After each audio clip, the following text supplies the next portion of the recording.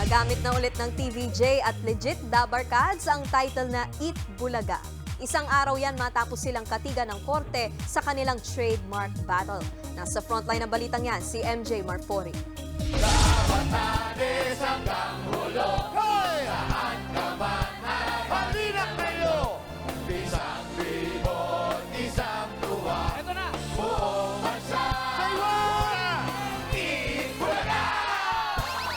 Eat Bulaga is officially back. Sa mga totoong may-ari nito, walang iba kundi sina Tito, Vic, and Joey o TVJ. Ngayong unang Sabado ng 2024, ginamit na ng TVJ at Legit Dabarkads ang title na Eat Bulaga dito sa Kapatid Network. Unang beses din nilang kinanta ang kanilang original jingle. Kompletong nag-celebrate ang Legit Dabarkads with matching Eat Bulaga shirts. Kasunod yan ang pagkapanalo nila sa isinampa nilang kasong copyright infringement at unfair competition laban sa Tape Incorporated at GMA Network Incorporated. Nagdesisyon ng Marikina Regional Trial Court na hindi na pwedeng gamitin ng tape at GMA ang titulong Eat Bulaga at EB at anumang segment o jingle ng show. Isa lang po ang sinasabi ng batas, pati ng mga manonood. Isa lang ang pwedeng tawaging Eat Bulaga. Isa lang ang pwedeng tawaging Eat Bulaga at yun ang Eat Bulaga dito sa TV5.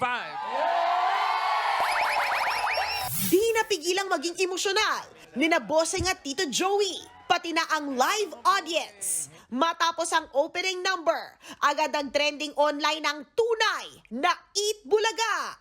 Say ng netizens, ang TVJ naman talaga ang original, authentic at legit Eat Bulaga. Marami rin ang nagpaabot ng congratulations. Masayang-masaya rin ang iba pang Eat Bulaga hosts, gaya ni na May Mendoza na may pa-happy Saturday sa mga Legit Dabarkads. Sunod-sunod din ang pag-post ng iba pang host ng kanilang groupie sa studio with Eat Bulaga backdrop. Si Pauline Luna nga, in-insert ang picture niya sa groupie. Sama raw siya.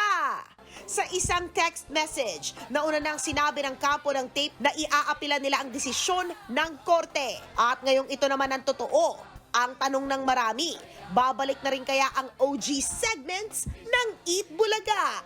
Yan ang dapat abangan sa patuloy na paghahatid ng 1,001 tuwa ng Eat Bulaga.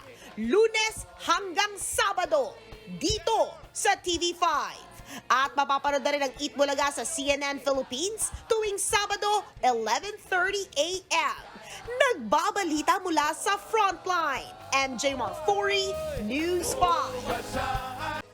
Mga kapatid, Nikki de Guzman po, iba na ang may alam at may pakialam sa panahon ngayon. Para sa tuloy-tuloy na balitaan sa Frontline kahit weekend, mag-follow at mag-subscribe sa social media pages ng News 5.